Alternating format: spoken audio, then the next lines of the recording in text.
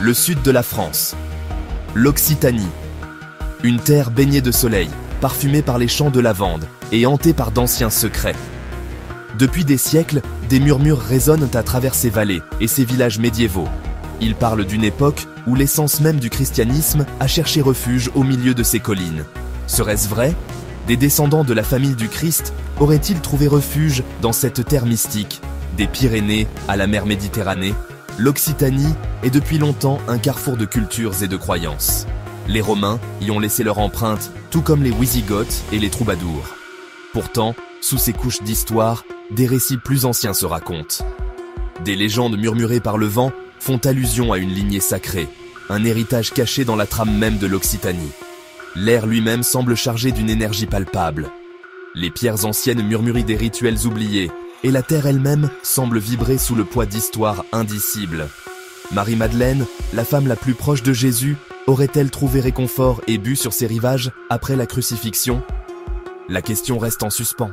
Un mystère fascinant qui captive historiens, théologiens et chercheurs depuis des générations. Rejoignez-nous maintenant, alors que nous plongeons au cœur de l'Occitanie, explorant l'intrigante possibilité que cette terre détienne la clé de certaines des énigmes les plus durables du christianisme. Parmi les nombreux récits tissés dans la tapisserie de l'Occitanie, l'histoire de Marie-Madeleine se démarque. Était-elle simplement une fervente disciple de Jésus? Ou leur lien était-il plus profond, entrelacé par le sang et un destin partagé? La légende raconte qu'après la crucifixion, Marie-Madeleine, accompagnée d'autres disciples, a fui la Terre Sainte. Confrontés à la persécution, ils ont cherché refuge à travers la vaste étendue de l'Empire romain. Leur périple, semé d'embûches, les a finalement menés sur les rives de la Gaule, la France actuelle. La légende dresse un tableau vivant de leur arrivée, une petite embarcation, ballottée par les flots, trouvant enfin un havre de paix dans la région, qui deviendrait l'Occitanie.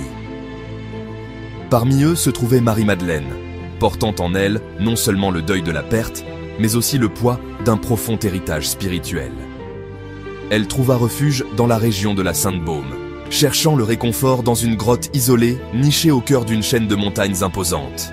Là, selon la tradition locale, elle vécut ses derniers jours dans la prière et la contemplation, sa présence laissant une marque indélébile sur le paysage et le cœur spirituel de l'Occitanie. La grotte de Marie-Madeleine, lieu de pèlerinage depuis des siècles, dégage encore une aura de profonde paix et de recueillement. Était-ce la dernière demeure d'une femme qui a marché avec Jésus, une femme qui gardait précieusement les secrets de ses enseignements?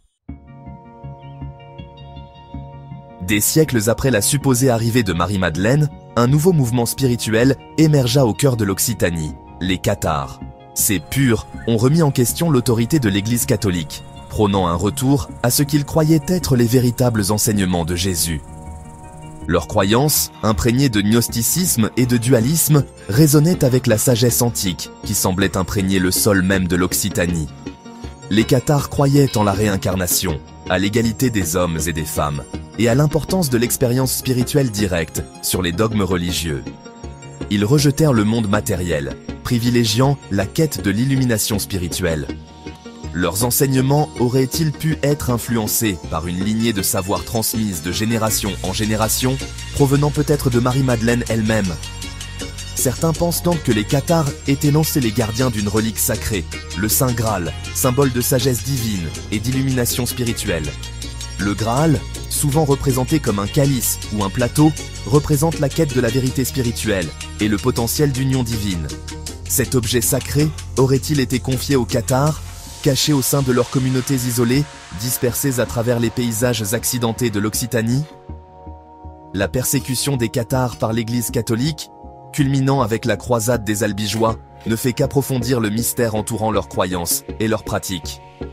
Ont-ils été réduits au silence parce qu'ils possédaient une connaissance jugée trop dangereuse par l'Église?